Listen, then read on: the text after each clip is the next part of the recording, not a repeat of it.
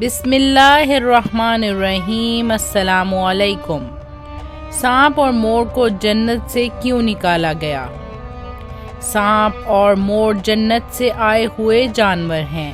جنت میں گھومنے پھرنے اور کھانے پینے کو بہت کچھ تھا، لیکن جنت میں اکیلے اور تنہا ہونے کی وجہ سے حضرت آدم علیہ السلام اداس رہتے، تو اللہ تعالیٰ نے حضرت آدم علیہ السلام کی بائیں پسلی سے بی بی حوا کو پیدا کیا، اور یوں حضرت آدم علیہ السلام بی بی حوا کا ساتھ پا کر خوش ہو گئے، اور وہ دونوں جنت میں خوش رہنے لگے۔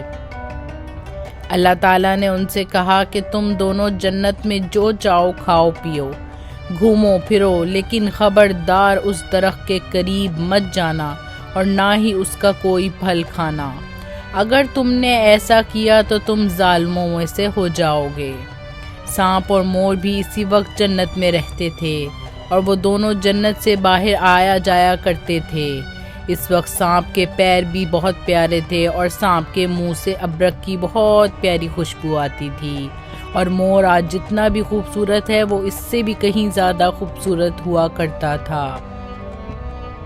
جب وہ جنت میں رہتا تھا تب مور کے پاؤں بھی بہت زیادہ خوبصورت تھے۔ ایک دن جب وہ دونوں جنت کے باہر آئے تو ان کی ملاقات شیطان سے ہوئی۔ شیطان نے ان دونوں سے کہا کہ مجھے بھی اپنے ساتھ جنت میں لے کے چلو، تو ان دونوں نے جواب دیا، ہمیں اللہ تعالیٰ کا خوف ہے اور اس بات کا ڈر ہے کہ تمہیں اپنے ساتھ جنت میں لے جائیں ہمیں کوئی دیکھ نہ لے، اس لیے ہم تمہیں اپنے ساتھ جنت میں نہیں لے جا سکتے۔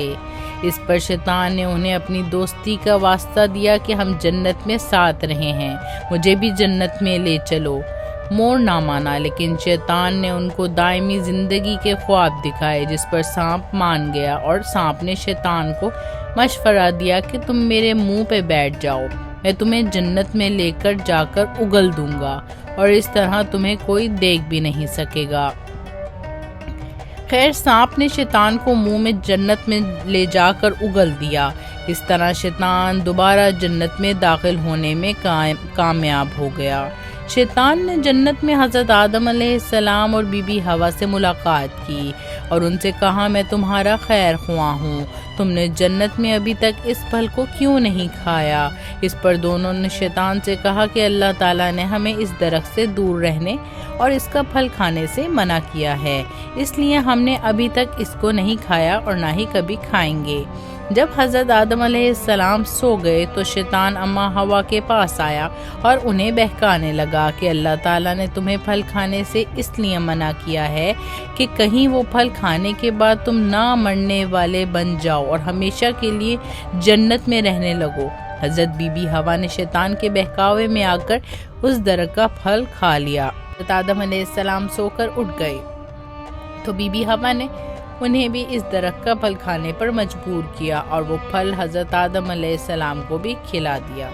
جیسے ہی ان دونوں نے اس درخت کا پھل کھایا تو ان کا جنت کا لباس اتر گیا۔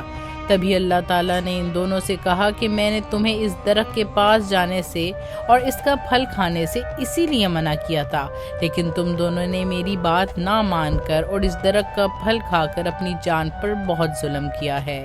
تبھی حضرت آدم علیہ السلام اور بی بی حوا کو اپنی غلطی کا احساس ہو گیا۔